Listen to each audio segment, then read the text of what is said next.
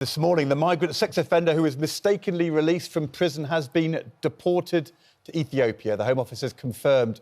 But is it time we deported all criminal migrants immediately? Well, Dr. Rakib, Ehsan, a researcher on immigration and asylum, says deporting him was in the best interest of public safety. But Harjap Singh, Bhangal, a UK immigration lawyer, says we shouldn't deport migrants straight away. Thank you both of all for joining us this morning. Harjap, if I can come to you first of all then, as the immigration lawyer, talk us through what the process is currently in that case. If someone comes to this country, commits a crime, what is the process then as to who is deported?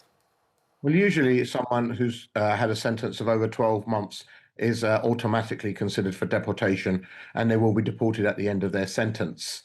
Now, this is quite important that it's at the end of their sentence. Government brought in new legislation this year to say that they can be deported after serving 30% of their sentence, as opposed to all of it. And therefore, they can offer early deportation, and that's what they seem to be doing and will be doing in that respect. But anyone with a sentence of essentially of more than 12 months will end up being deported after serving their sentence. But under the new policy, they could get an early deportation instead of serving the full sentence. OK, because we've got a lot of comments coming in from viewers this morning. Robert saying they had no trouble deporting the immigrant released from prison early. Why can't they do the same with every other person in a similar situation, every other migrant that commits a crime? So from your point of view, then, there would have to be a change in the law to allow that to happen. Well, there is a change, but immediately, to deport someone immediately, there would have to be a change in the law for that to happen, yeah. Dr. Rakib Ehsan, this, of course, depends upon whether the country from which they've come is willing to accept them. It takes two to deport, doesn't it? Well, I think that's why further down the line, the UK would be looking at striking sort of migrant partnership agreements to facilitate deportations. So you're absolutely right that this requires a degree of international cooperation. But I think in this particular case, I think the UK government had no choice but to carry out a swift deportation because it was a high-profile case. Hadush Kabatu, he was arrested and then convicted of sexually assaulting a 14-year-old schoolgirl. And as you know, Ed, that resulted in protests taking place in the Essex market town of Epping, but also in other parts of the country. So the government had no choice in this particular instance. And Dr. Rakib, do you think, though, that, you know, that this should happen then if someone comes to this country seeking asylum, they commit a crime, that they should then be deported? No, absolutely. I think that public confidence in the British state, when it comes to matters of law and order, is collapsing, especially when it comes to matters of immigration and asylum. So I think that if it's a case where a foreign national commits a criminal offence, I think that is grounds for automatic deportation.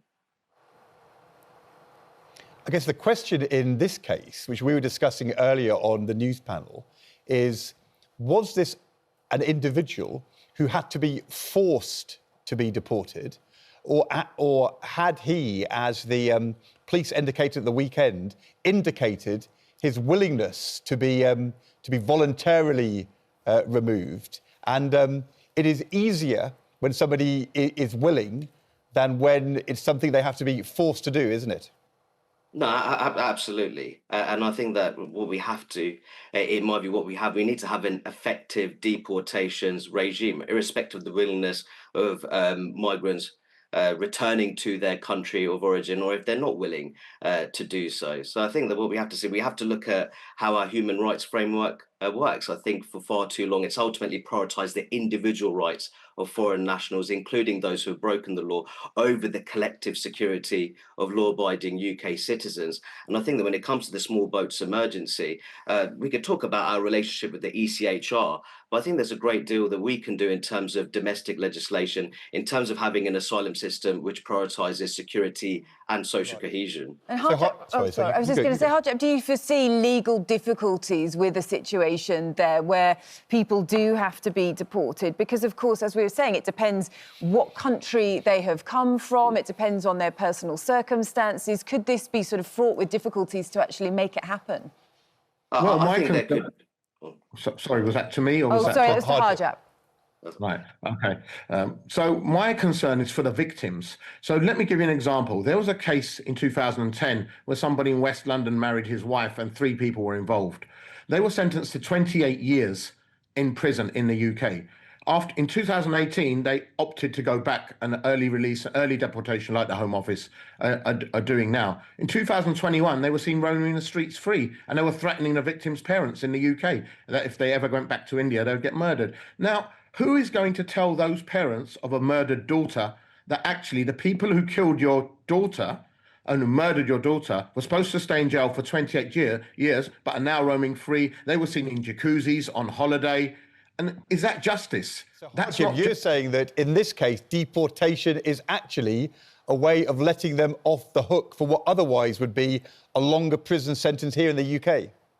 Okay, because they're going back to countries where corruption is normal, is normalized, where judges get paid off, where prison wardens get paid off to let you off, where police officers get paid off. That's openly documented in human rights reports, in any research reports. We see that all the time. Okay. If the killer is from, if the offender is from a country where corruption is rife, and the corruption is one of the reasons they managed to get out of there in the first place and be trafficked. So who is going to give justice to the victims then? If this was a rapist and he had raped a woman, and the Home Office sent him back, and say in 2 weeks' time or in 6 weeks' time, that person is seen out in a swimming pool enjoying himself, who is going to talk to that victim? Who's responsible? Is it the UK government? Then ultimately it'll have to be. They'll have to apologise then, won't they? So, Dr. Rakib, turning to you for that point then, you know, if they are here in prison, then there is that sense that we can see justice being done and fulfilled, can't we?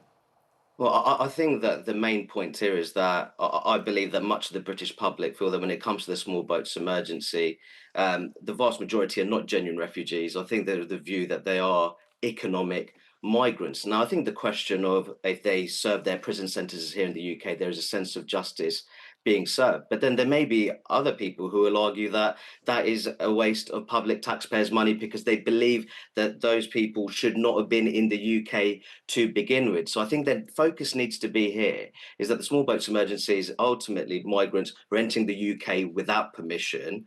Should that be a criminal offence in itself, and ultimately looking at the matter of shoring up our border security in the interests of public safety, specifically female public safety, as we're looking at the case of Hadush Kabatu. OK, Dr. Rakib, Ehsan and Harjap Singh Bhangal, thank you both for joining us this morning.